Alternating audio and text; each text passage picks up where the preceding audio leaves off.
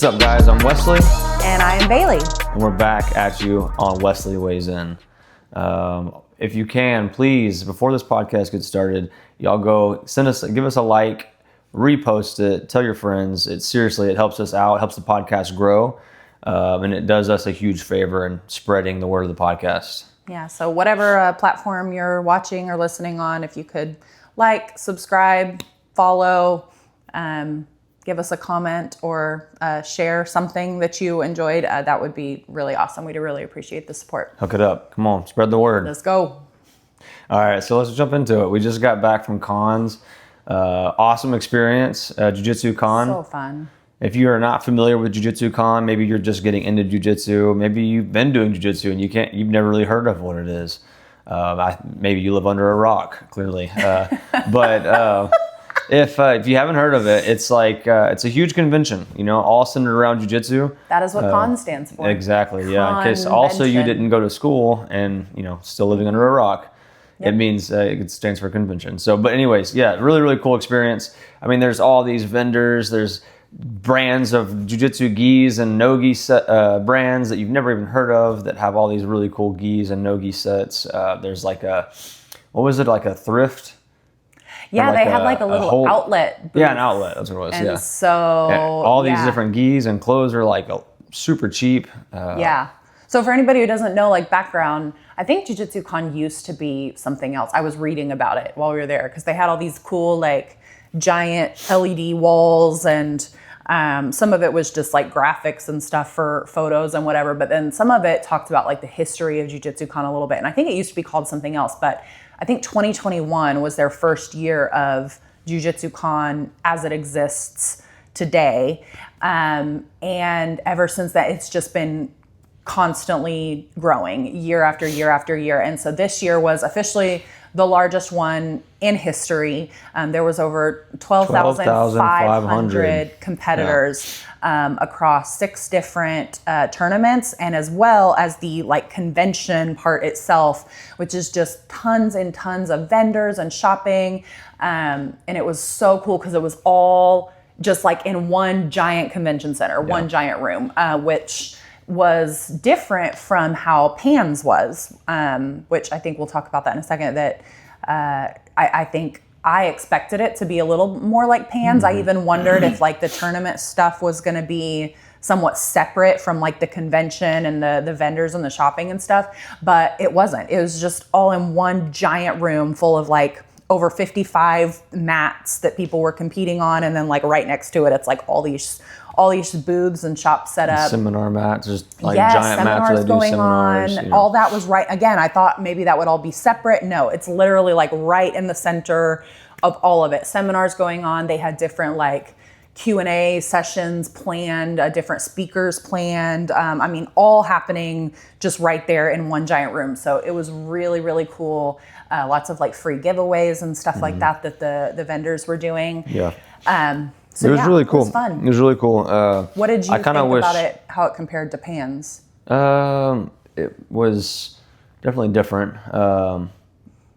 Pans feels more grand. It feels like bigger, surprisingly. It's not Worlds. Yeah, I think that's why we were so surprised. In the sense that it's just the venue's more grand, I feel like. And it's, like the tournament is all centered around that. There's no cons going on around it. It's like then you stadium. Also have con tournament, like the con tournament going on, not, right next to Master Worlds, all in the same big open area. So it kind of spreads out the attention, I feel like, compared to Pans, where Pans, everybody's there for Pans only. It's like this stadium seating, so... You were only, that was one thing, because I didn't compete at Pans, but I went to support Wesley, and like he was out on the floor. That's where the warm-up mats and everything are. And if you're not competing that day or a black belt, you can't even get on the floor at all. And so he was down there like warming up by himself, and I was up in the stands the whole time. So it just felt... like you said, it felt very grand. It felt like I couldn't be right there. He kind of had to walk out onto the floor, and then he was on his own for the whole thing. And so you can't really get up close to the action. Master Worlds and Jiu Jitsu Con, it's a bigger tournament, but you can get close to all of that. Again, it's all just in one giant room. So you're right there by the mats. The warm-up mats are right there. So like Trent and Crystal came with us, and Trent fought on Friday. Crystal fought on Saturday. But they were both able to get to the warm-up mats and warm each other up because, there's no like gatekeeping who's allowed to be where the warm-up mats are and all of that stuff. So it was bigger, but it didn't feel it felt a little more like personal, and everything felt more accessible compared to Pans. Worlds are definitely a lot more fun. Not only do you have like the con stuff going on, but if you pick your hotel, correct, or I wouldn't say correctly, but if you coordinate your hotel where you pick it, it can make the experience even better, because the hotel we stayed in is attached. The Westgate is attached to, somewhat attached to the venue. So you have like a 3/4 of a mile walk, but it's all AC. It's actually too cold in those hallways, but I'm over here walking in a jacket and it's like 109 degrees outside, but I'm walking around in a giant coat because those hallways are so cold. But yeah, you come right out of your hotel, go walk through the casinos, walk past all the bars and everything, eyeballing everything like this is where we're going to be later tonight, trying to make some money or losing money. So it was the latter for us this year. But. Yeah, it didn't do so hot. Neither do we have much to spend anyways, but it was really cool. The experience makes it a lot better being like at a casino, Yeah. So and because of that, there were so many people who were competing at the event who were staying in our hotel. Who did you walk by? We were leaving and we walked by the little like deli counter thing where we'd been like buying breakfast and coffee. And who was it? There was somebody sitting right there at the table, and you were like, oh my goodness, do you see who that is? When was that? What day? Like the last day, I think, or something. The day before. It wasn't Marcelo Garcia. Who was it? Where were we? Where were we at again? It was right in front of the little deli. The deli. Oh. Yeah. At the bagel place. Yeah, whatever. Yeah, you had to say that. Place, I don't know what you're talking thing. about. No, the bagel place with the awesome donuts, by the way. If you go next... No, that's not what I'm talking about. What? But that was another one. Okay, no, I'm talking about in the hotel. I don't even remember. There's too many people. Goodness. There's too many popular jiu-jitsu people. I don't even remember. But no, who was there at the bagel place was Sean O'Malley. And then that was the very end, the last day. And I'm like, Bailey has the mics and I have my bag close to me, just hoping and praying. We got seated right next to him and I could just shoot my shot on a quick couple interview questions. So Sean O'Malley, if you're watching this low tier podcast with not many followers, holler at me and we'll get you on, man. Come on, help a brother out. But no, yeah, that was cool because they were all there for CJI. So him and his coach was there, and they were with some other people. You did run into like Cole and Mia, Cole Abate. Yeah, I got Sasha Cole. That was really cool. Like in the hotel, obviously they were all at I even got to show him some clips from one of my matches where I tried a diving leg drag, and I got close. I got all the way to the pass, and he, was able to defend it. And I showed him, and he gave me some pointers. So that's a cool little it was really side nice. quest right there. And I was moderately annoyed because I was really hoping to ask him some questions for the podcast. That's one thing we said on the last episode. We were like, we'd like to do some interviews for the podcast while we're there. There's going to be a lot of, big names all in one place.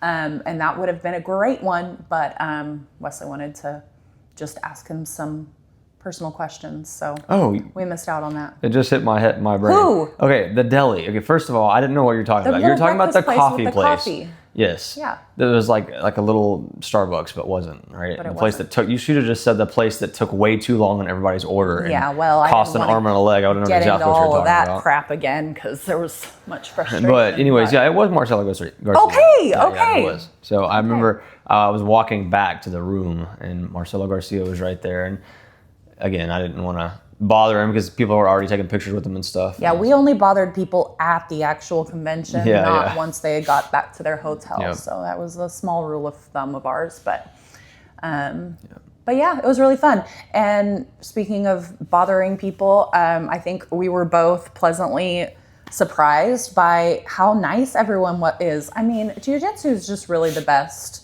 Just in general, right? The people who do jiu-jitsu are good people. Most people. And I think that was true here. I mean, there were some huge names, Hall of Famers there that, we approached nervously to say, hey, you know, can we talk to you? Can you answer a couple questions for us? And they were so nice and willing to talk to us. The first person we got to talk to was Joao Miyao, which Wesley was fanboying really hard. Well, and we got to watch him fight. Yeah, Do you want to talk so about let's that? back up a little bit on that. So first off, I have a friend of mine and his brother that own and run Vasquez Jiu Jitsu. We've actually had them on the podcast, so go back and watch them because it's a good one.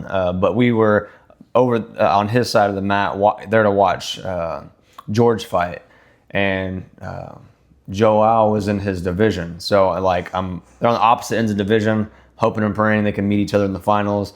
George has fought him before, so he's wanting to get that rematch. And unfortunately, he did not get to that point, but I stayed back and I watched Joao fight. And, you know, like Bailey was saying, I was fanboying out a little bit because, he's one of my favorites. But yeah, so then that was our first interview, and I caught him off the podium. Well, before that, we talked about how we were going to do some interviews, but in the back of my mind, I was like, yeah, unless I chicken out, you know. And I was on the verge of wanting to chicken out, but luckily I have peer pressure over here. Peer pressure. In a good way, because it made me pull the trigger and shoot my shot, and he was really cool. And peer pressure, in my experience, has only ever made me do good things. That's not the case for most people, but for me, that's a true statement. Yeah, so it was good. I needed a little extra push. Like I said in one of the previous podcasts, I get more nervous talking to people who I feel like don't want to be bothered. Yeah. You know, even when they're in that. I think being in that scenario, that circumstance of you just competed, you got fans around, like they're way more acceptable. That helped a little bit. But not everybody, you know, that was not the case for everybody that we talked to. But that was the case for him. It was just Kyle Terra. We tried to talk to Kyle Terra, but he was in a rush going somewhere, and he was going to coach somebody, so that's understandable. Nobody else was like, no, we don't want to talk. No, that's not what I'm saying. I'm saying they might be more open having just come off the podium. Like, there were lots of people there, you know, coming and taking photos with him. And I think IBJJF was also either just finished or was about to do an interview with him also, probably for their socials and stuff. So that I can see how some might be more open to it at that time. I'm saying a couple of the people we interviewed had not just come off the podium. They were doing other things, and they were still very willing to talk with us, which was really nice. Yeah. So, but yeah, anyways, the Joao Miyao interview, it was a good one. So y'all check it out. Okay, so this is your 4th Masters World Championship, right? Yeah. Yes, congratulations. 4 or 5? 4.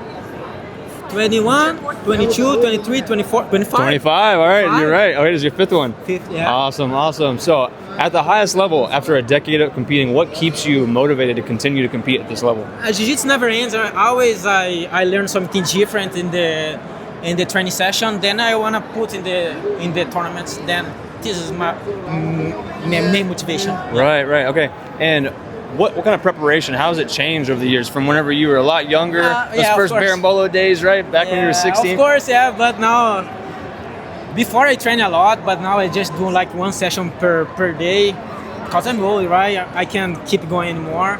So yeah, I try play more on top too, because if you just play on bottom, I start feeling my back, my lower back. Yeah. So, well, I appreciate it. They may change. Yeah. Well, I appreciate it very much. Congratulations. Thank you so much. Did it wonderful. Can I get a picture with you? So, real first impressions is I need to do better interviewing these people.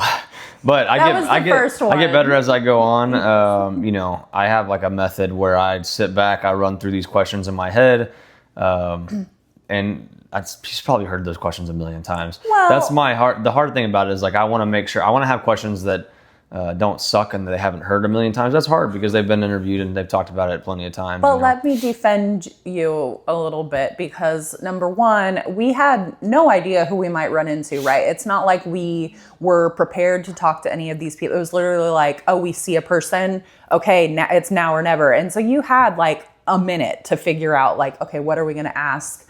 And also, like you said, this is the very first one. So we're still kind of getting a feel for how receptive people were going to be. And I think the more you talk to people, not only did the interviews get a little longer, we're trying not to like bombard people and keep them for an extended amount of time. But they got a little deeper and more conversational too, as we kind of figured out what people were willing to talk with us about. But yeah, so I think it would be different if we knew like, oh, we're going to see all these people and we have all of these prepared questions, but we're really just having to operate completely on the fly based on who we saw and what we knew about them. So yeah, well, I get more confident as I go on, and I'll feel more confident next time. But I mean, he's also like, of all the people besides Gui, I want to say, I mean, I like all of them obviously, but he's probably one of my top favorites. Yeah. So more nerves, and the first one I interviewed. So he was very excited to talk. It's kind of like my second IBJJF to ever do was Pans. Yeah. It's kind of like I got the big one out of the way, right? And so now all the rest of them, it's like I'm not going to feel any more nerves than I felt that Pans. So same thing with Joao. I interviewed him first. It was a good one to get out of the way. Yeah. But I definitely wish I could have asked more questions, and he seemed to be a little more conversative than I had expected. That's why I cut off kind of soon with just two questions. Yeah, we'd heard that he tends to be kind of reserved, and so again, like, and also, we're trying to talk to these people, but you know, not be like that person. Yeah. You know, he and also make them states feel in the beginning that he doesn't speak very good English. I think that's part of it too. That is true. So that's understandable. I don't think that's actually in the interview, but he did tell us that before we started you can filming. you can hear him saying it in the very beginning, like, is English not so good? And that's what he's saying in the very beginning of it. But yeah, he was super nice. So yeah, then after that, we kind of started our trek. That kind of started the fire under us to start looking for people to talk to. And we were like on a mission. We kind of ran around the whole cons event. We looked for several different people to interview and came across a few good ones. But before we jump into the next interview, I wanted to kind of pick your brain on what it felt like competing with me there with you, and like what your initial kind of thoughts were. You know, let's just fast forward past one of the interviews, because we did most of the interviews before we fought, like the day or two before, right? We did most of them on the first day when we first got there. So then, we had to stay there, 2 days, right, before we competed? Mm-hmm. We got there on Wednesday, and we didn't compete till Saturday. Which I really liked. You get there, and it's just a lot. And then you compete the same day or the very next day. Yeah. I liked that we get there and we can chill out a little bit, and it lets your body adjust, and there's a time difference and all that. I want to know a little bit about what your feelings were. Like, we're showing up to the event, competition day, right? And the bullpen, all that stuff. What are you thinking? And well, so I guess first let me bounce to what you just said about when we got there, right? We originally were hoping we were going to get there, or that we were going to fight on Friday, and we thought we were going to fly out Thursday. So we were going to get there just a little bit earlier, and at first I think we were a little disappointed. We were going to be there like 2 whole days early.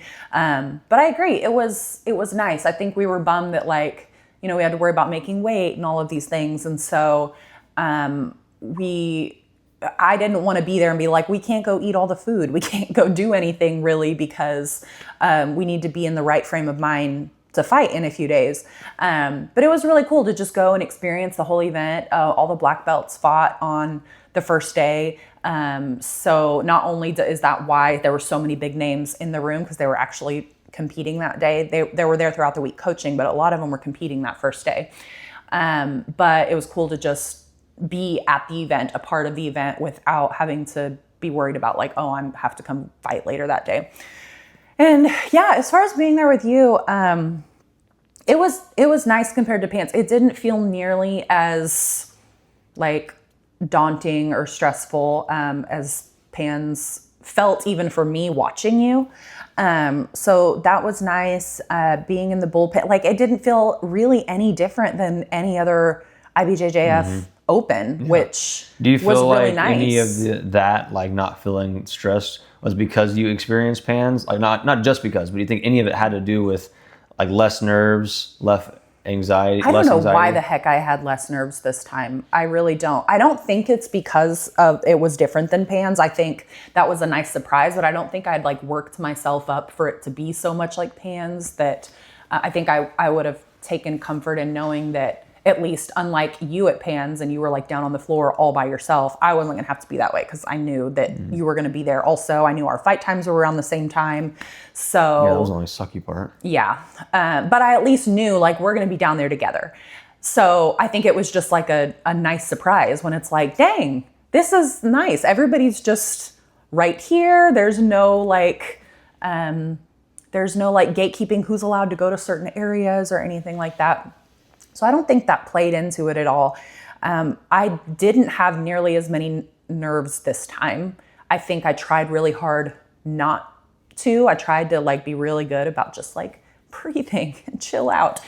And I also, there's something I did do this time that I haven't done. I tried to stay away from like caffeine and everything right before. This woman has a caffeine addiction. I drink caffeine all the time. She literally has those little old people medicine containers that have different medicines. She has one of those that has ibuprofen, caffeine pills, allergy medicine. and allergy medicine. Yep, and usually if that's not a 30-year-old mom, I don't know what it is. Okay, I always have. She is living medicine. a 30-year-old. Actually, it's more like 80-year-old meta. I know. That's the meta for 80-year-olds. You know what? There's no except for it's peppermints labeled in there. Monday through Friday. Yeah, I have one of those too, but I used to use it, but it took me so long to fill them up all the time. No, I'm sure you'll pull it back out eventually. Another 15, 20 years. Oh, yeah. Well, I tried to be really good. And not only that, just generally speaking, vulnerable comment here, like I deal with anxiety a lot. And so I also have like anxiety medication stuff I'm on. And I made it a point, I thought about it beforehand because normally I'm sleepy. You know, I love to take naps. It's just who I am. It's so annoying. I need my sleep, you know? And so a lot of times, like I'm drinking caffeine in the morning and stuff before I fight just because I'm always drinking caffeine in the morning so I don't fall asleep. And I decided this time, like, I'm not gonna take any anxiety medication that day. I'm not gonna drink any caffeine. Like, I'm just gonna go in completely natural. Yes. Au natural. Nothing. I know. Nothing at all. And I mean, I feel like maybe that could have contributed to some of it, like my heart rate not racing as much, because that is one takeaway I had this time. I felt better than I have ever felt competing. Like I didn't get tired as quickly. I had more stamina, even though it didn't ultimately end up how we all would have loved it to end up. You're saying I you felt felt good. more normal off of enhanced drugs. You felt more normal? Enhanced drugs is a very strong word, first of all. And second of all, yes, but that would not be the case in a normal day-to-day situation. Yeah. But when I'm going in to fight people on literally the biggest stage, yeah, I don't know. I feel like maybe that helped. What were you feeling like in the warm-up when we were warming up together? Tired. What? Tired? You seemed tired. No, you were doing just fine. No, I mean, I thought we flowed perfect together. We both got a good sweat We did, going. which is surprising because... And we never get to warm up like that. I feel like warm-ups are so crucial. And when you don't get to warm up, I mean, you need, like I learned from boxing and people who've done any type of training in their life, you know, and start cold, especially a martial art, like, or a fighting, any type of fighting, the more warmed up you are, the better you operate right out the gate, you know? Yeah, well, yeah. So I say tired because number one, you're right. We don't normally get to do warm-ups like that. So it was nice. And it did, like, I got a sweat going and I was breathing hard and whatever. So yeah, I think that definitely had something to do with it. And I was also going to say, it's very surprising, that we did have such a good warm-up, because for those who don't know and haven't had the pleasure of training in the same gym as me and Wesley more than a few times, you would know that we don't always train very well together. Sometimes we do great, and other times he really pisses me off. And she pisses me off. I know, we piss each other off. It's bad. And also, I don't do very well with, oh dang, I lost my train of thought. Hold on. I'm going to get it back. Oh, I don't do well with flow rolling at all. Have I told you this? I don't know what It's really hard. I don't know how to flow roll. That's a straight up fallacy. What's a fallacy? A lie. This is a lie, not a fallacy. That I don't know how to flow roll?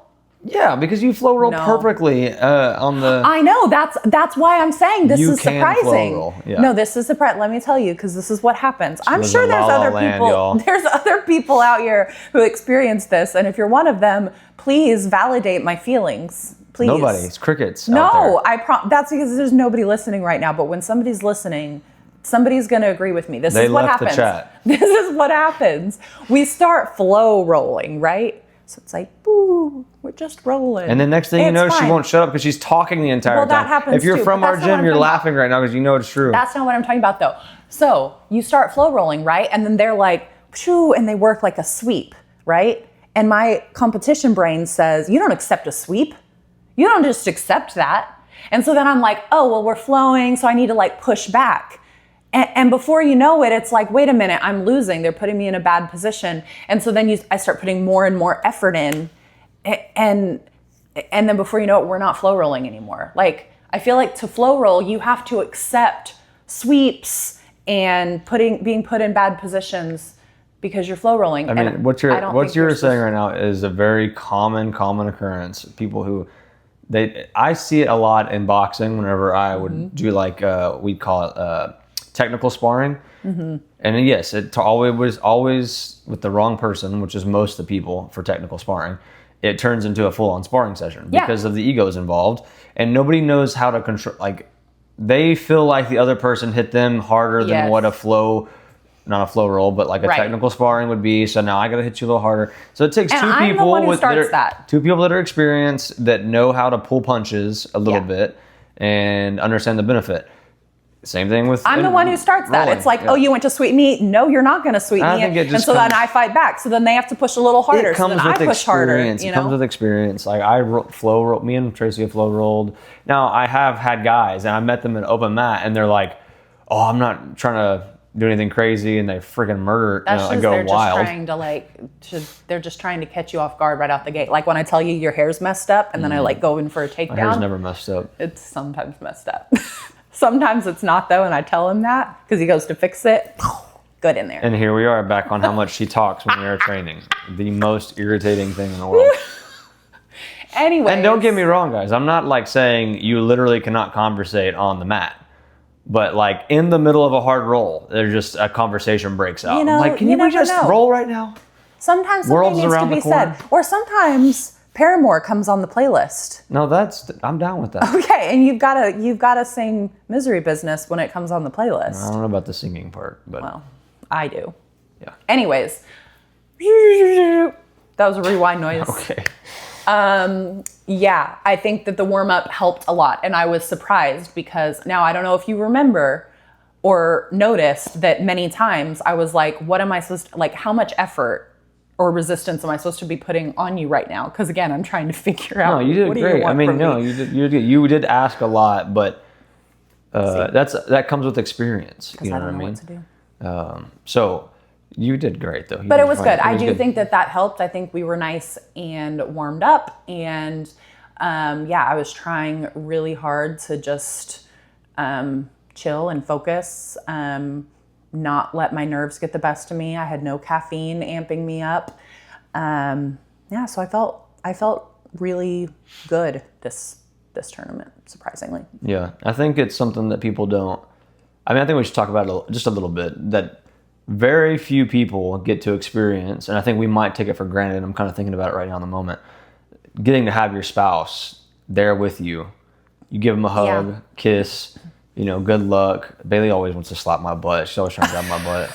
I'm like, girl, I got to get out here and compete, That's not true. Although when he is standing in a crowd, I do like to sometimes come up behind him and pinch his butt. You did do that to me. Just to freak him out. The thing is, I can't keep track of all the women who pinch my butt when we're out in public, So I'm like, it's a real problem. Are you Beth? For you. I don't remember. I know. Who was that? Stacy? Oh, no, it's Bailey. Sorry. No, but it is something that's cool, and I think we take it for granted. And my cousin, who we actually went on this trip with, and his wife, they have the same, not dynamic, but they're in the same situation where they're married, and they get to train together and Yeah. go through the same thing. Except for Trent fought the day before, but they both are there to support each other, to warm each other up, and it's a pretty cool thing, you know. So another reason why, you know, you should get your spouse into jiu-jitsu, because 100%. it's cool. Yeah. Well, and I think we were bummed at first because we were fighting at like the exact same time, and in a lot of ways that sucked because I would have liked to be on the side watching you. But how it ultimately ended up for most of your matches until I lost and I was out, is that I walked out from the bullpen to my mat and he was on the mat catty corner from me.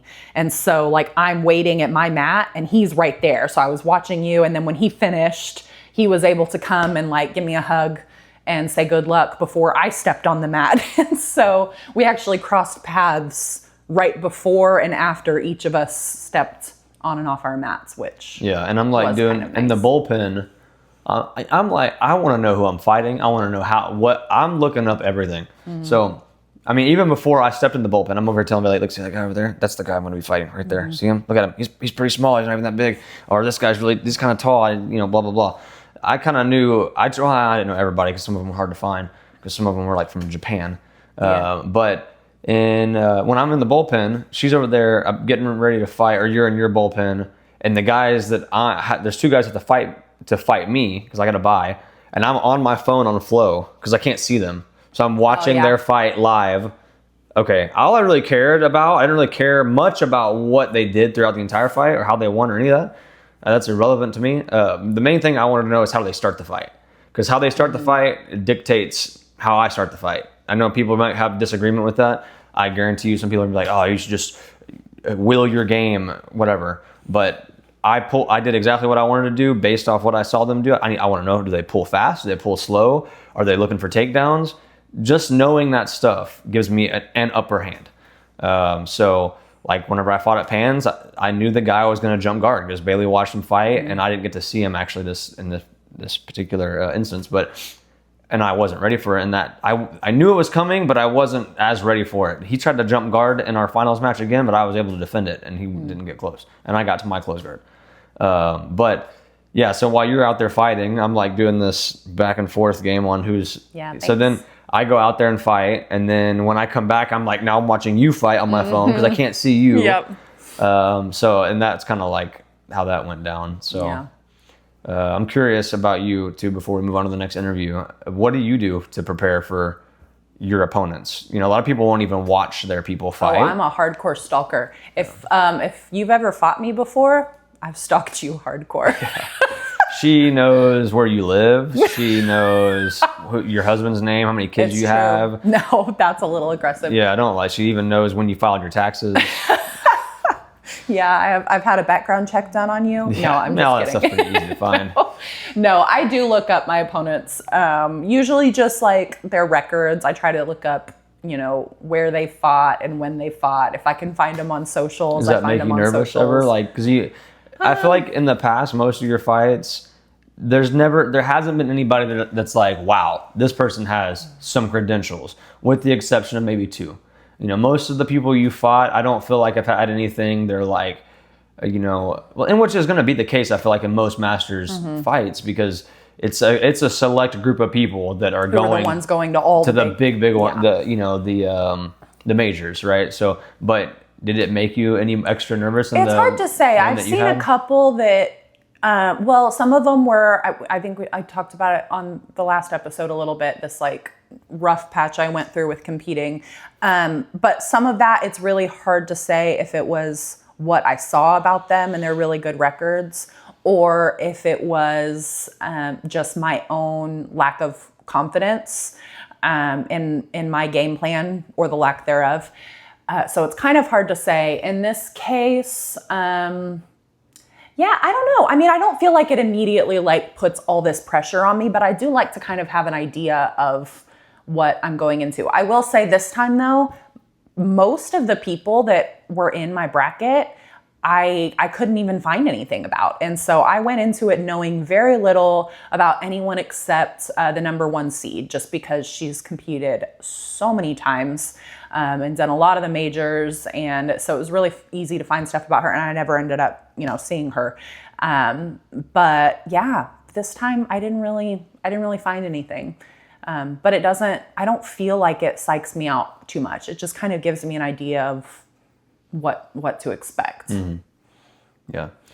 I think the biggest things are starting out. Like, are they gonna shoot for my legs? Like, oh crap, I need to be looking for that. Or, are they gonna try to collar drag? Are they gonna try to pull guard? Just again, what did I say? I said the start of the match, and I think that's important. Because once you get into it, you're in it. Once you're in it, everything is so dynamic, constantly changing. But what is usually fairly consistent is how each person starts the match. And I feel like if you know that, it gives you somewhat of an upper hand. Yep. You kind of I think peek into the future. Only other thing that I look at that gives me like something that is a consideration is like what their game is. Like, I've watched several matches of theirs where they got somebody in their closed guard and they could not, like, they have a really strong closed guard or they have a really strong open guard. People have a hard time passing them, stuff like that. Just so I kind of know what to be on the lookout for, if I'm trying to pass, don't let them get me in their closed guard, because I know I'm not going to be able to get out of it if I get in it, that kind of thing. Yeah. And there was how many people in your division? 16. Yeah. So you think about people like Mark, our friend Mark, who had 70 people in his division. Crazy. Who is out here you can't keep up with that many people. No. So there's no reason, there's not hardly even a reason to study them. But if you have the ability to look at flow, I would be doing that just to see their... I was doing that too before mine. I was watching the fights before mine. Which that 70 people in the bracket, that kind of gives me a segue into, the gi is obviously not dead. You have that many people at the entire tournament, 12,500. You're getting 70 people in some of the most popular divisions. Yep. It's pretty obvious that the gi's not dead. So any of the gi haters out there, it's growing. So no gi is also growing, but gi is also growing as well. And I think that the people who like gi I'm telling you, I think it's more of a technical challenge because there's way more variables to have to deal with. And no gi, it's harder in this sense when it comes to endurance because it's faster pace, I feel like. And it's some gross. people may disagree with that. And it's slippery. It is slippery. I don't care about the sweat, but I don't. But that kind of leads into one of our interviews we got, Andre Galvao. So y'all take a look at this one and hear what he has to say.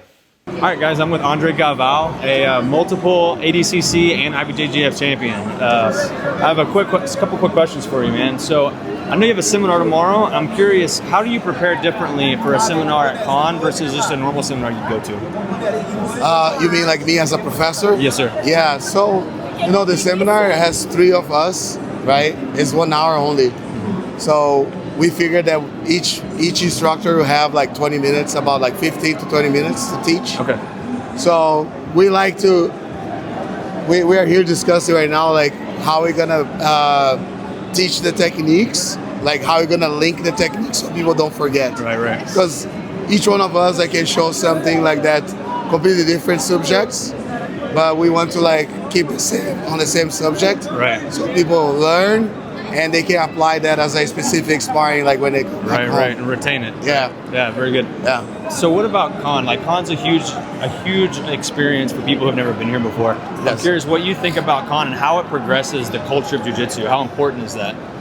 I think this just shows the power of jiu-jitsu, like how much jiu-jitsu is growing.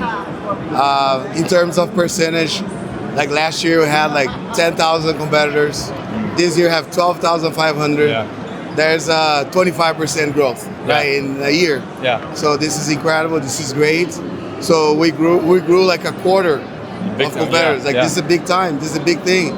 And I think just like shows that jiu-jitsu is still alive, right? Yeah, the gi is not dead. More than anything. Yeah. More than anything. And actually, I always mention this like for everyone that kind of like sometimes criticize IBJJF, but honestly, like they do an amazing job. They do incredible thing for the culture of jiu-jitsu. I think everything they do here is with excellence. Yeah. And that's why they keep growing. And those people who train no gi, I give a tip for them. If you train no gi, really good no gi, you don't like gi, don't forget that your customers will be people that train in the gi because they don't know how to fight in no gi. They want to learn from you. So you cannot just like being, I would say, like a type of racist like a racism against the gi, you know? Yeah. So you have to be open for everyone, and I think we have to kind of like get together instead of trying to separate things, you know? And events, there's like different events, gi, no gi, different rule sets, because jiu-jitsu is so complex. It's amazing. Yeah. Now they're changing the environment of like the mats, right? Like in different type of rings, I would say.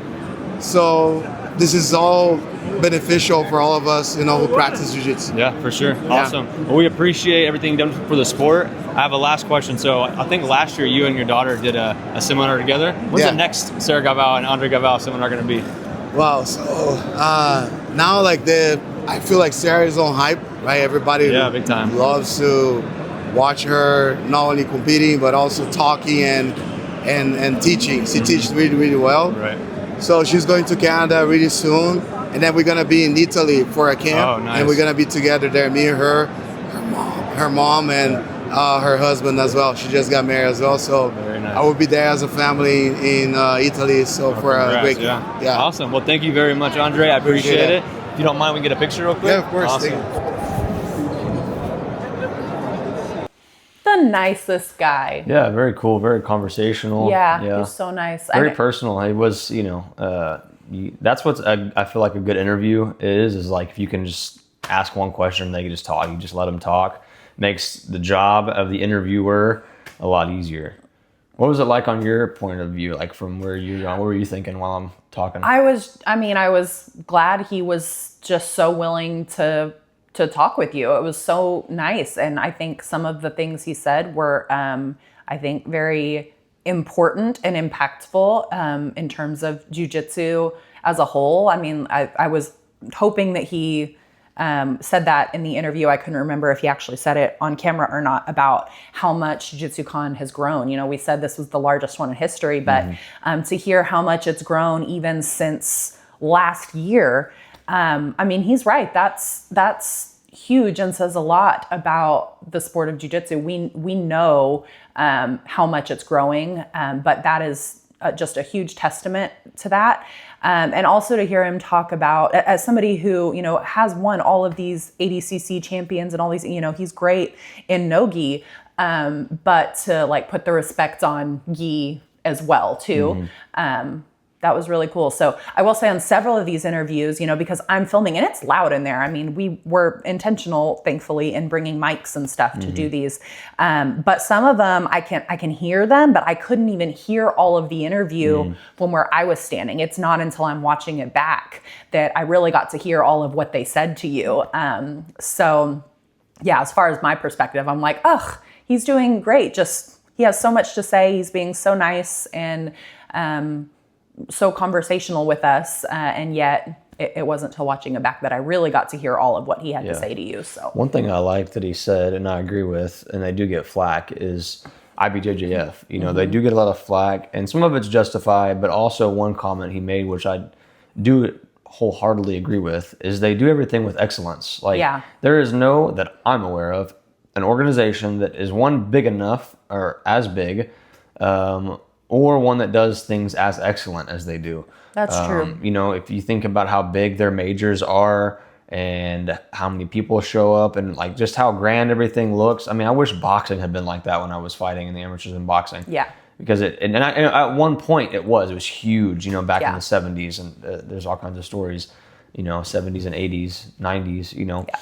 But that is one comment that he made that kind of made me think, you know, they do everybody else, they do it to a level, but it's just not the level of IBJJF. Yeah. And we've seen enough, we've been involved in enough, whether it's other types of tournaments or super fights or whatever, we've seen and been involved in enough to know and confidently say, yeah, nobody else does it like IBJJF. Almost to a point where it can be annoying at times. Like, for example, the uniform requirements, you know, they're very, very strict. They have certain things about the way that they do business that are very, very strict, but it's consistent. They've set the bar at this is what we do, and we don't accept anything less than that. And everybody else needs to rise to that standard. You know, I mean, as an example, we sat this last weekend, and Wesley and I both helped coach at a local tournament for some of our kids. And we had a girl, a kid fighting in kids division who made it all the way through uniform check and was about to step on the mats when they said, oh, you can't compete in that gi. And then we're like frantically trying to find her a new gi. She was literally supposed to be stepping on the mat, and it turned into this chaos. And I mean, to his point, that would literally never happen at IBJJF because they have such a strict process for this is how we do things. This is how we make sure uniforms are in compliance. This is how we do scoring, XYZ. Well, don't get me wrong too. There's obviously some things that would help them grow a little more. One, it's a little too expensive, a little too obviously Sure. to put on the event they do. It's going to cost some money, and it also keeps out the people who aren't serious. You know, I relate it to tattoos. It's really random, but you know, my artist, he's not cheap, right? And if you want, you know, if you're like doing a really, really cheap tattoo, it's really easy for people to waste your time and back out, and you just drew this whole drawing up, and now because there was such a small down payment, you don't lose your down payment, they're out. Right, but same thing with IBJJF. If you have people who, you know, the tournament's so cheap, sometimes your more serious competitors don't show up, and the less serious people just back out. And so it does help keep that down a little bit. Also, I wish they would pay the professional, like the ones who should be professional, like real professional athletes. You know, like at the black belt adult level, people on the podium should get paid. Yeah, that's. But you know, for sure. I don't disagree with that. But you know, I think he also made reference to it's CJI, right? Who's now doing he was talking about the different match structures, you know, and they're doing the whole like walls and whatever. And we've now seen that at other types of tournaments now where they're doing the same kind of thing. I think just generally speaking, there's so much change happening in the sport right now. And there's other like competitors who are also putting on different types of tournaments like CJI and whatever that are paying out more money and stuff like that. So, I mean, I would like to think that that's not out of the realm of possibility. It would be expensive. You know? I understand, you know, you think about it, if you have to pay every division, all three people who made on the podium, actually 4 really, because there's 2 people that go in third place, right? Because of the brackets. Yep. Okay, the way they could do it to where it not be so expensive is you create a paid bracket, several of them, where you take 3 or 4 weight classes that are next to each other, touching. And then you go up 3 or 4 weight classes that are touching, and then the last 3, right? Yeah. And then you take the top 3 out of those. You can say you're the best out of that right there. Or you can chop it in half, but I feel like your 127s are not going to be able to, they can, right? They can, but it's just not going to be the same. I don't know, I feel like 3 divisions would be better, but that's just, but anyways, but yeah, that's just some of my thoughts. Otherwise, they do a really good job. I mean, no other tournament is putting on, you know, a con, you know. Yeah, so absolutely. In Vegas, but. Yep. But, one thing I was real curious about is how other gyms who are like these high level powerhouse type gyms that train all year round, have black belt world champions. I was really curious if they change any of their training for their masters athletes. Do they do anything different for them? For us old people like us and Joao Miyao, who said I used to train because more. if you're black belt world champs and really all your adult athletes, a lot of them who are pursuing, they're training more than once a day. They're probably training 2 and 3 times a day. And then there's, you know, just like I was in boxing, you know, you're doing all your cardio, you're running, and all the other workouts all that you do. Supplemental stuff, Right. So I'm like, the older guys, right? They have, you know, jobs. They're, you know, kids. They're not training 3 days a week. Yeah. 3 times in a day. And so that's actually one of the questions I asked Gui. So y'all take a listen, see what Gui had to say. Yep. So real quick, I'm really curious with the Masters athletes, how does the training change for the Masters athletes when you prepare for something like Master Worlds? I feel like the style of training is not very different. It's like focusing on technique and then trying to adjust the sparring accordingly to the goal of the student. Like, of course, like the people that have like the ability to train more, like they end up doing more sparring. But to me, like, it's all about creating that technical development in the class, and then trying to use that in sparring rounds that we use, like specific training, like different styles of sparring, in order to create like the right environment for them to grow. Very interesting. Also, so I'm curious, what do y'all emphasize on, other than just techniques? Y'all are a powerhouse, obviously, AOJ is. Besides the technical prowess that y'all have, what is something you emphasize past technique to your students? I thought it's just learning how to train, and like the pace of the training, like not seeing like the training session as a war every time, but as a class and a place for you to create technical development. To me, that's the most important, because it's what makes most of the people end up quitting jiu-jitsu. They either like go too hard, end up getting hurt, or like they just get smashed all the time and lose motivation. But like when you teach them like how to approach training, and you teach that to the group, I feel you create a better environment. And you're gonna have people that like to roll harder or do more, but then like they kind of start finding like the people that belong to that group, and they can do more. But that cannot be a rule for the academy, because I think it's a much tougher environment that will filter a lot of people out of it. For sure. Yeah. Well, Gui, I appreciate it. Thank you. I look up to you tremendously, and I follow the AOJ app like constantly, and Pablo and Hafa. He's constantly on your app. Yeah, so seriously, again, can I get a picture with you? Yeah, of course. Awesome. It was really cool, man. Hall of Famer Gui Mendez. I was actually kind of surprised whenever I asked him about the Masters question, like I kind of expected about how they trained it. I kind of expected him to give me an answer, it was more like around the realm of, we taper back training a little bit more, they can't train quite as often as our adult athletes, but his answer was interesting. They don't do a lot of anything different, it seems. They just focus on the technical aspect. I did hear him though, and I've listened to this interview a couple of times now, but I picked up this time that he mentioned some people, if they can train more, then they do more. So, I mean, he did kind of leave a caveat in there, acknowledging the fact that not all Masters athletes can train like adult athletes, and not all Masters athletes can train as much as the Masters athlete next to them, So I think there is definitely an acknowledgement that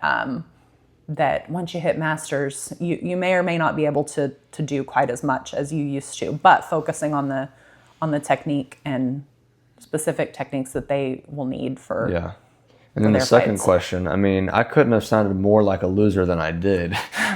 The technical prowess. I was gonna wait till later I don't in the even know podcast where I pulled that out of, but and I was gonna tell you that I'm just really impressed by your technical prowess, Wesley. I have it. I really have. He has have. so much technical prowess. I'm a technical. How would you say that? You're a technical powerhouse, Wesley. I am. That's true. He's a powerhouse of technique. And the one who truly knows me is saying that, so you have to take it as fact. Oh, no, man. But yeah, that was funny. When I'm watching that back, I was like, wow, I sound like an idiot.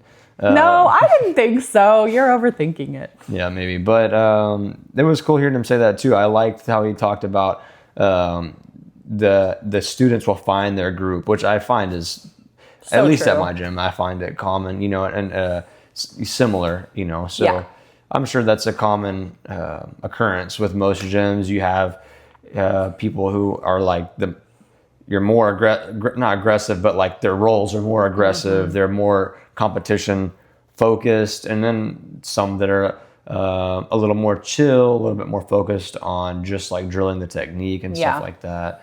Well, and I think to his point too, and that's something that like if you want to take what he said at face value and dig a little deeper, he said learning that every match doesn't have to be a war, and I think that's very important for a training environment, that because that's when like egos start to come into play, and it's like I have to go 100% and I have to beat everybody all the time, and that's not always how it needs to be. There's times when you need to go full out A game, you're training for a tournament, and those fights have to be more faster paced, or you need to be focusing on your A game. But then there's other times where you need to flow roll a little bit, and there's other times where you need. Is it the flow roll? I'm not supposed to smash the white belts? Well, that I know, day one? because I don't know how to flow roll, but But yeah, and there are ones where you're either helping somebody else or you're going to get passed by a lower belt because you're trying a new open guard technique that you've been working on. And the gym is not only a place to train hard and prepare for a tournament, it's also a place to fail and to learn, you know? And so I think it is important to instill that kind of culture in any jiu-jitsu school that this is a place to learn. And that means try new things. If that's your A game, don't go 100% do your A game every single time. Try new things, you know. Not everyone has to be all about your ego and winning against the other person. So I do think that's very insightful from like a gym's cultural perspective. Yeah. What about getting to watch our friends fight? Was that a big part of it at all for you? I mean, I really liked getting to watch our friends compete. You know, we got to we'd take a break, do some interviews, then run over here and get. Yeah, we were kind of in this weird balance the whole time of like, oh, I really want to go buy that gi. Oh, wait, but our friend's fighting over there. Oh, wait, but that person's right there. We need to go interview them. We were like doing this balance the whole time. But yeah, it was fun being there. We didn't really have anybody else from our gym who was there competing. But again, we had Trent and Crystal, his cousin and cousin's wife there with us. And we had friends from other gyms that we ended up like going to dinner with. And so we were watching them fight. And it was really cool for it to not, again, just be us. Pans, it was just the two of us, you know, and you were the only one competing and that was fine. But it was really cool to go and feel like we had like a group, you know, that we were all there cheering for each other. Like we were there cheering for them, but we both fought and I turned around and they're all cheering for me too. And it was really cool to be able to do that and watch, all at the same time, watching some of your like idols in the sport too. Yeah, no, there's actually several that I didn't get to watch that I wanted to watch. I mean, God, there's just so many people fighting and they coincide with the people, our friends that are fighting, you know. 55 mats, and there's pretty much a fight going on one of them all weekend long. So, you're not going to see everyone for sure. Yeah, this year I missed out on JP, Tran. We watched, was it Mia? Or Ashley? No, it was Ashley. Ashley, that's right. Mia was not. Mia and Ashley Finegro were both there, but Mia and Cole were doing a seminar. And so Ashley was fighting, and I think that was her second tournament at Black. Yeah. FYI. I'm trying to think who else did we get to watch that I wanted to watch. There's a guy named Sebastian that I've been following. He ended up beating one of the guys from AOJ on an advantage, which kind of gets me into this topic I wanted to talk about on this meta that I was aware of, but I wasn't as aware of it as I am now after watching some of the fights. It's the ankle lock, the double guard pull ankle lock for advantage or the submission meta, where you double guard pull, they both are looking for an ankle lock so that they can make the person stand up and get an advantage off of attempting the submission, or you submit them. Yeah. And I saw that so many times. I saw people get tapped with, on double guard pulls with ankle locks. I saw people come up because it was hurting and they gave them the advantage. So that's something that I've already started working on, like getting better at, because I do ankle locks, but not very much. But I love ankle locks. I do them all the time. Yeah, I've literally never done one. That was sarcasm. I've never done an ankle lock. Which is a disservice to herself. I have trained. She needs to know how to do ankle locks. Trained some. Now your opponent that you're fighting next is about to smack you with an ankle lock. No, but here's the thing though. I do defend them because people go to do them to me, and I have trained them a little bit. I haven't gone for one in a tournament or anything like that. She's defended 0% of my ankle locks successfully. You've not ankle locked me. I'm kidding. I know. Oh, okay. I'm trying. I already hear enough from her that I'm hurting her. So the last thing I'm going to do is put her in an ankle lock and make it to where she can't walk anymore. But some of the people, actually, one person I didn't get to watch maybe a little bit of his fight is Pablo Lavaselli, and who you mentioned to Gui because you watch all the time on AOJ. I study a lot, and he puts a lot of good content on his Instagram too. He's one of their professors over there at AOJ, one of the coaches. So it was really cool to actually interview him. You know, we didn't get to see him fight much. I think I saw a little bit. I got to watch. I think it was a finals match. Yeah, he won but gold then again. We caught him. Oh yeah, he won gold again. Off And the podium, we caught him. Yeah. And then over at the podium, we're kind of waiting, trying to not be stalkers. And then we let him get his pictures and everything. And then he gave us some time to answer a few questions. So y'all take a look. If you don't know Pablo, this is your chance right here to get to know him. Really cool guy, super down to earth. So check it out. I'm here with Pablo Lavaselli. He just won adult middle at Jiu Jitsu Con gold. I did say your last name right, didn't I? Lavaselli? Yeah, perfect. Awesome. So I'm curious, when you come to a tournament like this and you have so many of your students from AOJ here, do you have like a prepared game plan where you kind of, whatever you do out there on the mat, you want to bring it back to your students and kind of show examples, or does it kind of happen naturally? Well, I try to do that as much as I can, but sometimes on the highest level, you need to adapt to the situation. So sometimes I have a game plan, I try to do that, but sometimes it doesn't go as a plan, right? So you need to kind of like figure out, fix on the fly, right? And then from there, if I do something that was planned, then yes, I go back and show that to the students. But even if I did something that I wasn't expecting to do, if he has logic behind, then for sure I can show it to students. I try to do that. My jiu-jitsu is built around things that I need to understand, right? If I don't understand them, and I do them as a professor first, I try to put in my mind, work more, so I have to study, and then I can go reach my students and then share the ideas. Because if not, then I'm gonna share something that I can do in the practice, but perhaps I cannot break it down, or I don't have a good breakdown for them, right? Right. So that's always my mindset. Do you kind of study your opponents who you're planning on watching and kind of have a game plan, or do you kind of have a set game plan that you kind of keep with yourself just as you compete at each tournament? I have several idea of what the opponents do, but I don't dig too much. I try not to focus too much on what they do, because I feel that takes you away of what you have to do, right? Yeah. And ideally, you want to be always the person that imposes your game, regardless of what the person does, right? And I think that's something that I learned with Professor Huff a lot. Yeah. He always he taught me that, like, through his experience in the past, that he had a match and he didn't like it because he kind of like fixed his game around what the opponent was doing. Right. And then because of that experience, then he decided to switch and always try to impose his game, right? Yeah. And then from there, like he will perform the way he would like it. Yeah. So I think that stick with me, and it makes sense, right? Yeah. Again, you want to have a little idea and understand what the others do, but then don't stay with that. Don't right? get stuck on it. Stick with your own game and try to impose your game. And the idea is like you go and try to control and submit the person. So you're trying to impose yourself. Okay, it sounds a little bit rough, but that's the way jiu-jitsu is. But no, it's the truth. Yeah. So Jiu Jitsu Con, does it hold a special spot for you to compete at, or is it kind of like another tournament for you? Well, I try to see always every tournament as just another tournament. Yeah. But it's definitely very special because this is the second time that I'm able to get a gold, so second time competing, and second gold medal. It is the biggest jiu-jitsu event in the history of a sport, right? Like 12,500 people competing, right, between World's Master, Jiu-Jitsu Con, kids, no gi, and so on.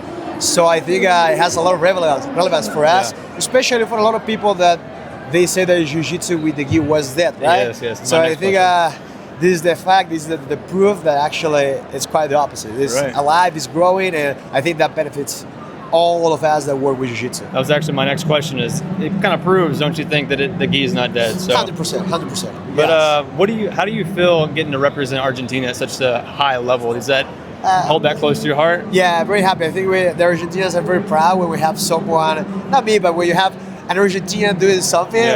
We as Argentina, we feel very proud of that person, right? So it just made me proud to be able to represent, put our flag there in the biggest stage in the world in Jiu-Jitsu, and then try to give back a little bit to my country whenever I can. I have in my mind plans in the future to be able to go to Argentina, help my country in any way that I can, not only with Jiu-Jitsu, but help to, I always thought about police enforcement, help master police too, like way to give back. In the US, they do that a lot. We have a lot of enforcement, a lot of police coming to us, train with us, so it really make me happy to be able to help to the community, to give back, right? Yeah, for sure. Well, I appreciate it. I'm a huge fan. I watch a lot of your stuff on AOJ Plus. I watch all on your Instagram. I was just watching some X-Guard stuff that you were working on. Really? Oh yeah, just the other day. It was pretty nice little setup that y'all had that I was watching and drilling. I was like, man, that's pretty nice. So Thank I you, appreciate man. all the Appreciate it. content that you do, and it was a pleasure getting to meet Thank you. you. You mind taking a picture with me? 100%. Let's go. Super cool. I mean, Just a super nice guy. watching someone on anything you watch, whether it be an actor or actors, you can't really go off of much because they're acting. But like I watch him, obviously on the AOJ Plus app and on his Instagram. You ever watch somebody like, man, I feel like I would get along with that guy, and that's how I felt. He seemed like a really cool guy, really, and he lived up to exactly kind of what I thought his personality would be like, not in a social media type of environment. Super cool, down to earth. I actually, watching it back, I kind of picked up on his teacher brain a little bit. I was thinking the same thing. After helping coach so much and help like teaching some classes at the gym and stuff to the kids, it's so much easier after you've taught a technique and you see, like you've obviously experienced all the different things that you can experience in it, so you can have like ideas and thoughts before they even get into it, what they might see. But also when you teach to somebody and you see the mistakes they commonly make trying to learn the move, you learn what the common hurdles are of learning that move. Like what wrong reaction do they think is screw up right? every time? So that resonated with me, and I kind of related to him when he was talking about that a little bit. I could see like only if you've maybe taught something like this before, you would even pick up on that. Yeah, you know? I feel like your instructor brain was asking that question. Yeah. And his response was very, very interesting to me in a couple of ways. One, I think it again goes to show you why AOJ is such a powerhouse and why they have such technical prowess. Womp womp. But for real, I think he kind of embodied the fact that they're not just out there teaching whatever. It's stuff that he's either thought through and is like, we're going to put this to the test in a tournament and see how it goes. Or if it happened, he's like, even if it just happened and it worked out, I'm not necessarily just going to go back and teach that. I want to make sure I understand the logic and the mechanics behind it to be able to teach that. So just a lot of thought and consideration that clearly goes into the techniques that he teaches, and that there's a lot of thought put behind it. Nothing is just like haphazardly, oh, let me just show you all this thing that I tried in this tournament last weekend.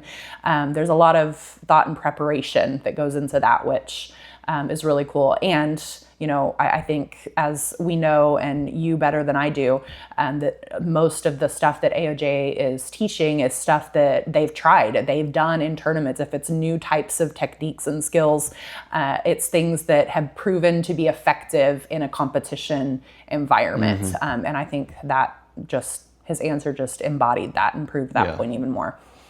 Yeah, which is where the real test really comes in, right? Is in the competition environment. So, because you get some of the craziest reactions in competition because people are like dying on the hill of I cannot let XYZ happen to me. Yeah. Right. And when you're in the too many times when you're on the mat at the gym, you know, are like you're just training. Even if you're a competitor, sometimes you try not to like allow a sweep or whatever, or you know, maybe you don't hold on as tight as you could have. But in a tournament, you know, like almost to a fault. Yeah. What I call, and Tracy calls, tournament brain, where, and that's kind of leading me into like my fights a little bit. I had maybe 2 moments of tournament brain.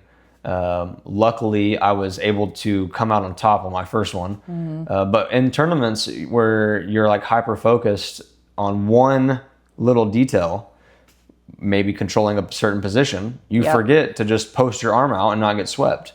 I saw it so many times at every single level. You know, because you think that if I just hold on to this arm, I will keep this position. Just like hold on a little longer. And in my first fight, I felt super comfortable. I swept him really fast. I passed his guard, got to side control, stapled his arm. I got an underhook, and I had my head on his armpit side, under the arm. Right. I was trying to get my head on the other side of his arm and pull him sideways and look for armbar Kimura. Different setups that I have from there, right? And while I'm trying to get my head to the other side, he's like holding on for dear life.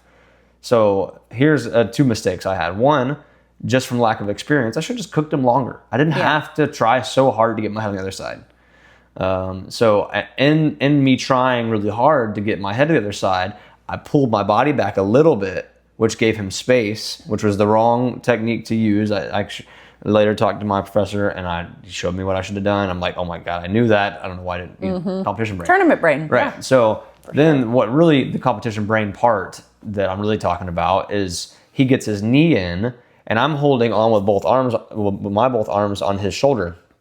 And he grabs my knee and like cartwheels me over. And if I had literally just let go of the arm and posted, I would have not got swept. Right? So because of that, he ends up on top, gets to mount, and I escape mount and get to his closed guard, open his closed guard. And what did I threaten after that? How do you remember all of these? Well, I've watched details? it enough times now. So then I was passing it. I forced him to go to turtle. I just can't remember exactly how I made him go to turtle. And he went to turtle, and that's when I jumped on his back. And in the last 4 seconds, I get my hooks, and I won. Kind of redemption for me losing at Pans, because that's exactly what happened to me It's at exactly Pans. what happened. Only Except for it was off a bad reset. Well, yeah. And he got it with like in the last 20 seconds at Pans. You literally got it in the last 4 seconds. And we were all looking at the ref to be like, are you going to give him points for that? Yeah. Like, did he hold it long enough? Yeah. And after the time was out, he gave me my 4 points, Yep. which would have really pissed me off if I had lost that fight, because I felt in control. I was in control the whole time. I was a lot better than that guy. And I had a tournament brain moment. And if I had just posted my arm, and the reason why I didn't post my arm, in my mind, you think I have to keep this arm. I'm going to lose this dominant position. Well, I would have lost the position of the arm in side control, but I would have still been on top. Yeah. If I had posted my arm, he would have got his knee in, probably would have squared up if I hadn't, changed. So that was tournament brain number 1. Luckily, I ended up on top, or like winning, and then I go through my next couple matches, and even that guy, I swept him. He had tournament brain. I watched the footage back, and I was doing my De La Riva X with my lapel control that I use, and I tried to load him up and sweep him. There's 3 options I use from this particular sweep, and he wouldn't go the first 2 that most people normally go to in training. Exactly what I'm talking about when it comes to people reacting weird in competition. Yeah. Well, he tries to get an underhook on me, or he does get an underhook, but it's actually to his detriment, because he kills his own post. So I have him loaded up and I'm holding my lapel, and he gets an underhook, and I go to sweep him that direction. If he had just let go of his underhook and posted, I wouldn't have been able to sweep him. But he kept his underhook, and I came up real easy with the lapel control, and that's how I got the sweep. And then what was this? How did I get tournament brain again? There was another moment in my tournament where I had a moment of like, what the heck was I thinking there? I normally have it a lot worse. And I think, again, this time I felt a little more clear. I had moments of it where like, you're just in the moment, like, oh, I'm so close. Like I was so close to passing. Oh, I'm so close. I'm gonna keep going. And then I had to take a second and be like, okay, wait, I have 0 underhooks. She actually has an underhook on me. I'm gonna get my back taken if I don't So I felt good again this time that I definitely had moments of tournament brain, definitely had mistakes that I made, but I can look back and see where I said, ooh, wait a second, I'm putting myself in a bad situation. Rewind. Let's do what we know and have trained to do. Yeah. Yeah. So, yeah. But yeah, no, it was, everyone gets it, I feel like. And the more you compete, I feel like the less you do get it less, but the bigger the stage, I feel like the more you see it. Yeah. But that's just part of it. It's part of getting the growth. Well, and not to go into huge detail, but I guess just as a quick recap of how it went, Wesley had 4 fights and got silver at Master Worlds, which is huge. So freaking proud of you. Did really good my first 3 fights. I and got some really good coaching on the side over there. So shout out to Kyle for helping me out, because there's a couple things that in those last seconds of the fight, if I hadn't listened to his coaching, I would have lost the fight. Because there's just sometimes things you don't see from that perspective that you have. And I was able to get the win off of those. And then I got smoked by the dude who beat me in Pans. But again, I even if I face that guy again, some people get real nervous, like, oh, you got beat real fast. I know the mistakes that happened in that fight are not because he's like so much better than me. Yeah. It was circumstantial.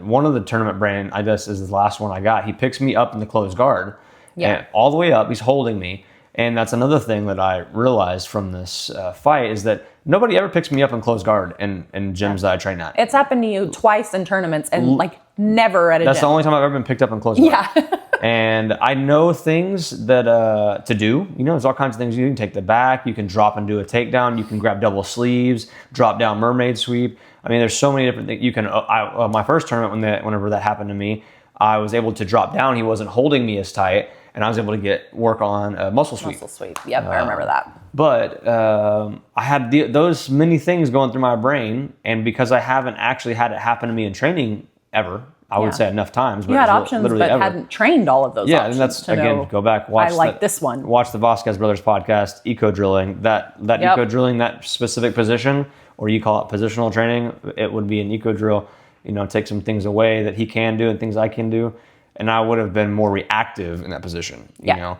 So, but... you know what, though? You told me this after my very first tournament. I think that tournaments have a way of putting you in positions that you don't train off in and you never would have thought you'd find yourself in. And that's another reason tournaments are good, because doing tournaments, for those who don't compete, that's a reason why competing is good. Not only is it a different level of pressure and all of these things, but it shows you where those holes in your game are that you would not find any other way. And so you go to a tournament and you're like, dang, I've never seen this before, and now I need to figure out how to handle it. What do I do next time if this happens to me, So, and then to recap Bailey's fights, she had an awesome performance. She went out there.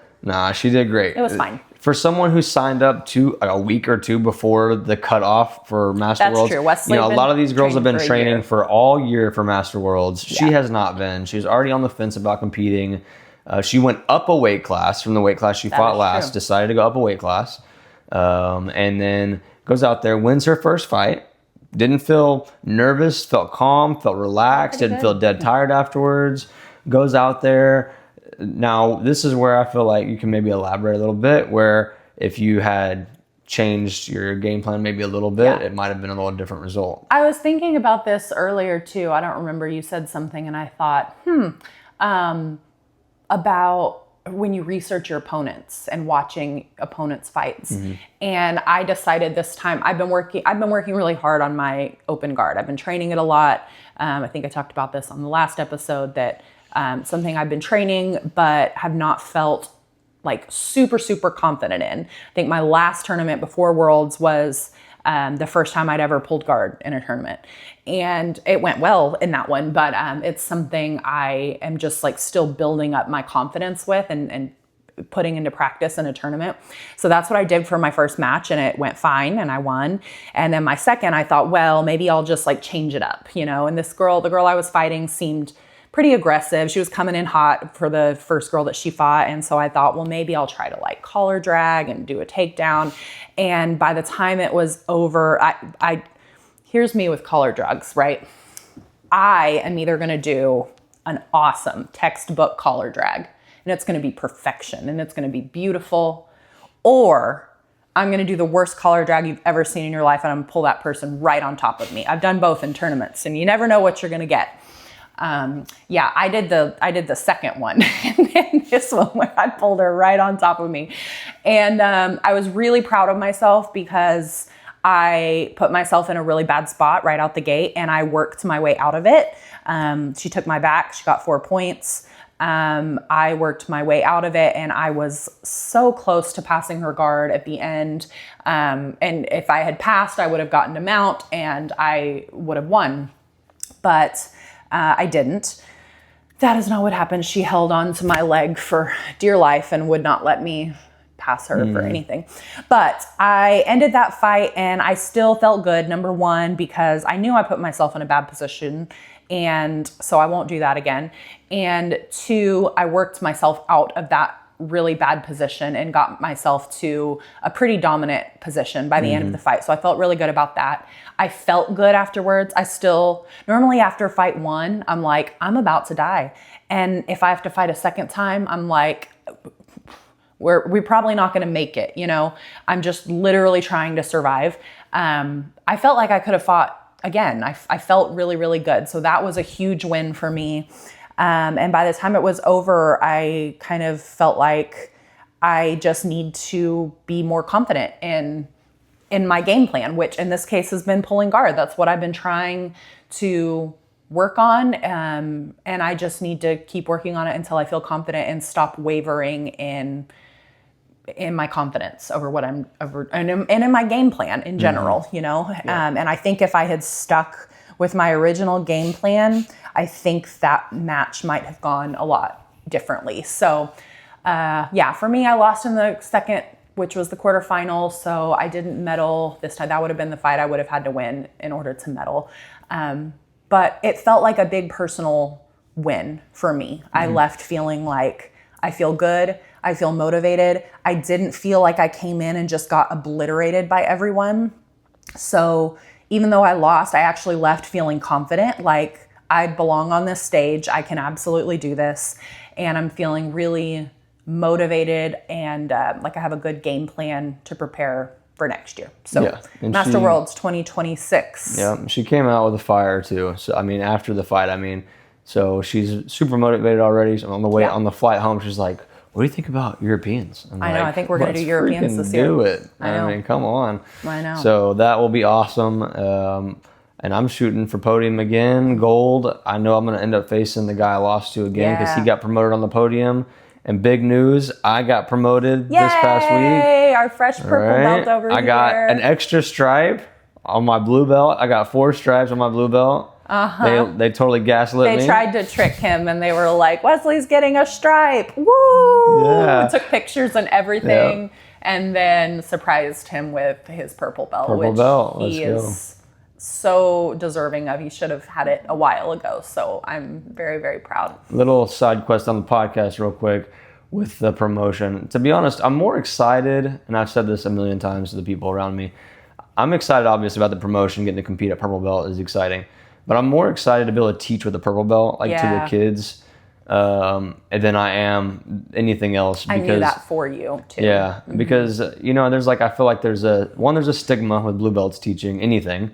They're like, you're just a better white version of a white belt, And then I feel like also most gyms, purple is where you get a little bit more responsibility if you want it to. I feel like that's teach, almost or a little more trust. That's almost a mark of a purple belt. I feel like is that you have enough knowledge and understanding that you can be teaching. Yeah. You're not a master of anything yet, but you are at a point, game that you know how to teach, and that things, you can teach. And I think that's why it's kind of it's accepted for people to be teaching at purple. And so I think that's why I said it should have happened before, because I think you've been at that level and you teach well and clearly and with authority, and you're doing great teaching all of the kids at our gym. And so I'm just glad that your belt color matches the level of products that you've been putting out there. I wasn't the best at blue belt at Master 141, but I was second best. So you were second best. Second best in the world. And like I said, that other guy got promoted on the podium, and I was like, you are going to see him again. You'll probably see him at Master Worlds next year. So it's pretty crazy to think that he made gold at Pans, he made gold at Worlds, I made silver at Pans, he made silver at Worlds. I made silver at Worlds. Yeah, so y'all are like the top 2 in your division in the world, and now you're both at purple, and so promoted within 2 weeks of each other, you'll see each other again. Yeah. So, but yeah, so kind of segueing into the last kind of part of the podcast and the last interview, a good friend of ours actually had a booth over there. His name is Brad, but really, let's call it his kids brand, right? Because both of his kiddos, they both had this little brainchild of a brand that they kind of worked on together as a family and created supplements, rash guards, all kinds of stuff. So y'all take a look. It's Riot. Y'all take a look and check them out. Guys, I'm here with Brad, Malia, and Connor Robinson over here at the Riot booth. They're part of the whole Con Jiu Jitsu experience. They have their booth for their first time this year. Why don't you give me a little bit of how Riot started? Yeah, so we basically got started as a homeschool project. The kids decided that they wanted to train jiu-jitsu full time, and so part of us agreeing to them, coming home and my wife homeschooling them, was that they needed to start a business that they could be passionate about. And so we started off with rash guards and apparel, then eventually branched into supplements. And so they've done everything from design the logo to come up with the names and all the different designs on the products and flavors and everything. So they've been pretty instrumental in the growth and the process of building up different flavors, right? Yeah, absolutely. What would you say your favorite flavor is that you've kind of chosen? A new one that's gonna come out, and it's guava berry pre-roll. The guava berry pre-roll? We got a new pre-roll. flavor coming out that they selected, which is really, really good. Connor, what's your favorite flavor that you've put together? Probably the BCAs. Yeah, the BCAs, the watermelon honeydew. It's pretty good. Really nice. Yeah, it looks like y'all have a really good selection. Y'all give out a bunch of rash guards this time around? Yeah, we did. So today at Jiu Jitsu Con, the whole weekend, we gave out, I think, 400 rash guards, right? About 400 rash guards to a ton of different kids, and just wanting to spread the brand, and That's really cool, man. I've been seeing the rash guards everywhere. So I'm really proud of y'all. I've been watching y'all and seeing y'all grow, and it's really spectacular, especially with all y'all's input that y'all give. It's really cool to see that y'all's opinions have had an effect on how this business grows. Does that make y'all really proud? Yeah. What's y'all's favorite part of owning your own business? Well, we get everything early, and we get to try all the flavors that are gonna come out. They get everything early, and they get to try the flavors. What's your favorite part about owning your own business? Making money. Making the money. Hey, that's my favorite part too about any type of adventure like that. So what about your dad? When is he going to get out there and compete in Master Worlds? Next year, maybe? Next year? All right, we'll do it. As long as Mr. Wesley's not in my division, I'll compete next year. Let's go. All right. Well, good talking to you, man. Thank you, guys. Appreciate you having us on. So fun. They're such a sweet family. Yeah. Malia is a friend of our girls, and it's one of those fun relationships where they compete all the time. She's a very tough fight for them when they do have to fight each other. But they're friends off the mat and respectful and cheer each other on the mat. It's very sweet. And we have a whole bunch of Riot's supplements and stuff in our cabinet downstairs, and the kids love them. They like to put all the different things and flavors in their water bottles and stuff before school in the morning. Maddox prepares her food for lunch for gymnastics the night before every day, and she's like, I gotta put my powder in my I didn't drink even know every Dax does it too. Yeah. I didn't know that one day, and he was asking for help with his water bottle, and I went to put the lid on, and he's like, why are you putting the lid on? And I'm like, because it's full, I don't understand. And he's like, no. And he went and took it back off again because he needed to make sure that he got all his supplements in there. So great product, great family. It was good to talk to somebody from cons that had their own, set up their own station, a vendor. Because that's how a lot of them are, a lot of them over there, just really cool families, and they all have good stories, and next time we'll probably get around to a few more of them. So this is going to probably be like an annual thing we do every year where we catch up with athletes we talk to, and at least that's the hope, and talk to new ones, There's several we didn't get to talk to, but I kind of in the back of my mind was like, it saves it for next year, we have plenty to pick from and more people to catch up with. And hopefully by then the podcast has grown, 10x, and people know us maybe. Yeah, exactly. Right? So, or like there's that podcast I don't want to be a part of. But no, overall guys, it was an awesome experience. It was a really cool experience. Talked to some really cool people. Highly recommend it. We had a lot of teammates who didn't compete, but they came out to support too, and go to all the booths, and it was a really, really fun trip overall. Mostly jiu-jitsu related. We did very little other than jiu-jitsu, but although we did go to Cirque du Soleil, as I brought up in my last episode. That was insane. We went to see 100 out of 100. I mean, it was good. 10 out of 10. It was the best show I've seen in such a long time. It was so cool. And we were on the front row. When she says front row, I mean like the front. They were walking past us. They had to tell us that if we touched any of the performers, they would kick us out. Yeah.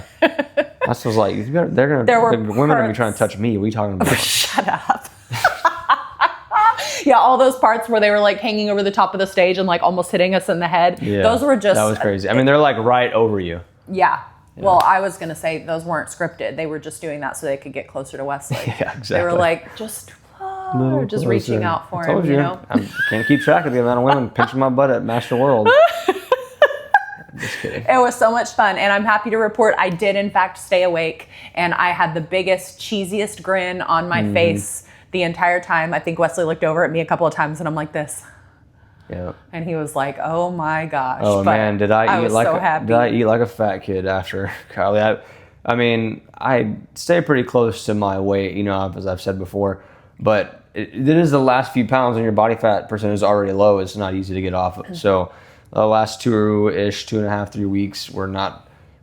I mean, I'm just not going to eat whatever I want. So, man, after the tournament, we went to this awesome medieval steakhouse. We went. Where else did we go? We went to Carmine's and Carmine's, the Italian place. Oh yeah. Oh my gosh, that was so good. Did like a big team dinner with a bunch of friends. Yep, it was so nice. Oh, that was so good. bomb. Like that family was so style. It was really, really good. It was cool, man. Just to get to talk with all of Kyle's students and team and everybody. You know, we're becoming pretty close with them. So it was really cool, you know, just that whole environment. And then we went to the casino and we did a tiny bit of gambling where we sucked because really we just bad. lost all of our money. So like I don't understand how we lost all our money that quickly. It felt like it was gone in like 10, 15 minutes. And I was like, dang, well, I guess we're done gambling. Yeah. And I guess this is where I have to spill the beans that the next morning I woke up and went down and did some more gambling. You did not. I did. Shut up. Just a little bit. Just $100. Wesley Dale. I made it back and then lost it. Oh my good. Okay. So, whoa. So that morning, oh my goodness, my mind is blown. That morning, I woke up and I looked over and Wesley was not there. And granted, I mean, we slept in that day, and I'm like, where is Wesley? I couldn't freaking sleep. And I know. Well, that's what I was going to say. So I called Wesley and I'm like, where are you? And I thought maybe he went to get coffee or something. First of all, in that moment, he's literally just like wandering the streets of Las Vegas all by himself. He'd gotten so far away that I'm like, come back so we can go to breakfast. And he was like, y'all might just have to meet me there because it's too far. Yeah, I wasn't trying to walk all the way back to the hotel. So I'm just now learning you were not just wandering the streets of Vegas. You were wandering the streets of Vegas after you got up in the morning and went and gambled some more. I don't have a problem. Y'all, the one and only other time we went to Vegas, Wesley was supposed to give me money to gamble and he was going to have money to gamble. And when the money was gone, the money was gone. And Wesley gave me like $20. And then he went and spent all the rest of my gambling money and he lost all of it. And I only got like $20 to lose. And I did lose it. She lasted it forever. That $20 took it forever. That's why I'm saying I feel like this time it was gone so fast because I literally had $20 last time we went to Vegas. And I felt like I gambled for like more than $20. A while. It was definitely more than $20. I don't think that it was. No, it was 100% more than $20. And you wouldn't have been even lasted because there's like the only tables were like $20 tables, maybe a $15 table. But let's just say that I wasn't the best gambler this time. Wesley's not a good gambler. No, he's not good at gambling. I am fine at gambling. But I just tend to go big or go home. Yeah. And so let's just say that most of the time I was gone, I was walking. Okay, not gambling. Yeah. So the first 30 minutes I gambled and lost what I had and then decided to go on a trek. Wow, I can't believe you did that. What a perfect time to reveal it on the podcast for the first time. I think I might do this more often. My mind is blown. We'll have a segment where we share secrets with each other. I don't want to do that. Yeah, no, I could not freaking sleep. So, man, the time difference had me messed up. I wake up at 5 o'clock in the morning every morning for work. So I went to bed, I got 4 hours of sleep that night, and I could only sleep till about 7 o'clock. That's crazy. And I was up. Not me. So, but anyways, guys, that was our recap. That was our interviews. I hope y'all enjoyed it. It was a blast. We had fun. We got some interviews that we're lining up that are going to be really cool. So I hope y'all tune in. If y'all have anybody that y'all want us to interview, Yes. leave a comment, tag us, let us know, put it in their ear. Yeah. You know, we're trying to expand. We're trying to do some bigger things. So get at us. Let us know. Yeah. Topics too. Anything you want us to talk about, or if you want to come on here and talk with us about something. Yep. Got a hot take you wanna put on us? Go for it. So I got my boxing coach, friends, pro boxers, pro jiu-jitsu athletes, friends, a MMA ref that's a friend of mine. So y'all be tuning in, all right? Holler at us if you have any good ideas. So don't forget, like, comment, subscribe, engage with us. So it helps us to grow and get good guests and that kind of thing. We really appreciate it. And repost, please. Yeah. All right, y'all. Later. I'm Wesley. I'm Bailey. And that's Wesley Weighs In.